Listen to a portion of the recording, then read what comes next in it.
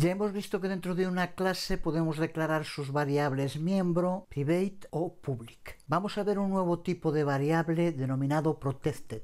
Estos tres tipos de variables se comportan exactamente igual cuando estamos dentro de la clase. La diferencia entre ellas está en cómo se puede acceder desde fuera de la clase. Una variable public es accesible desde cualquier parte del programa, dentro o fuera de la clase. Una variable private es solo accesible desde dentro de la clase, nunca desde fuera. Y una variable protected es accesible dentro de su clase, pero también desde dentro de las subclases derivadas de esa clase, no desde otras partes del programa.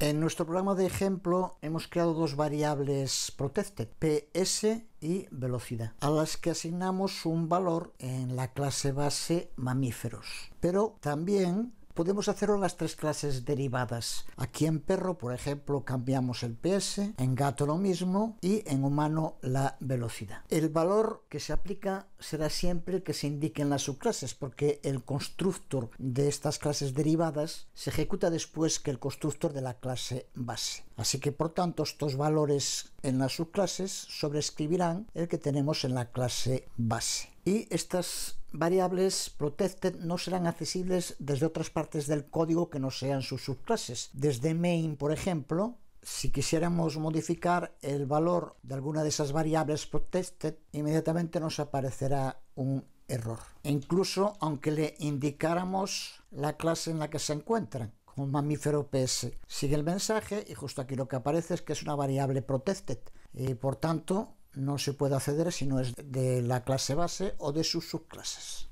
Dentro de las funciones existen también tipos especiales. En primer lugar, las denominadas funciones virtuales. Son funciones miembro de una clase cuya implementación puede ser sobrescrita en sus clases derivadas. Si no se sobrescribe, se usará la implementación de la clase base. En este ejemplo, la función miembro hablar, que está definida dentro de la clase mamífero, ha sido marcada como virtual, usando esa palabra clave, virtual. Esto significa que las clases derivadas pueden elegir o no implementar su propia versión de lo que hará la función hablar. Aquí vemos su implementación en perro y también lo hacemos en gato y en humano. Observa cómo en los tres casos usamos antes del nombre y del tipo de retorno de nuevo la palabra clave virtual y después del nombre de la función y los paréntesis la palabra clave override, lo que indica que se está sobrescribiendo una función virtual definida en la clase base. Aquí hemos sobrescrito esta función en las tres subclases, pero recuerda que una subclase puede no sobrescribir una función virtual. De ser así, se le aplicaría la implementación de la clase base, en este caso esta.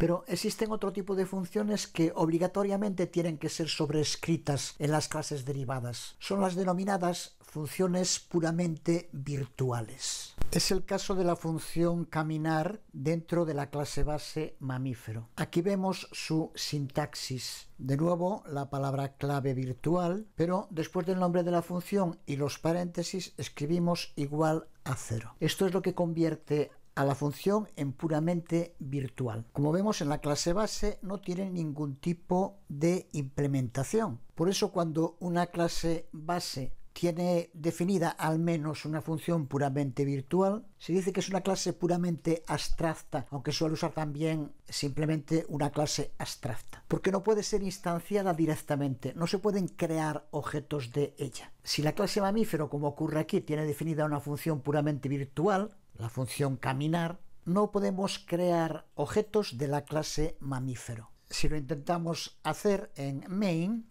vemos cómo aparece un error e indica justo eso, un objeto de tipo de clase abstracta, mamífero, porque mamífero caminar es una función virtual pura y por tanto no se pueden instanciar objetos de esta clase. Pero sí podemos instanciar, crear objetos de las clases derivadas de mamífero, que es lo que hacemos en las otras partes de main de modo correcto. Pero eso sí, para que no nos dé error, obligatoriamente todas estas subclases tienen que implementar las funciones miembro que sean puramente virtuales. Por eso ahora no es opcional. Todas las subclases tienen que sobreescribir la función virtual pura caminar. Aquí lo vemos en humano, aquí en gato y aquí en perro.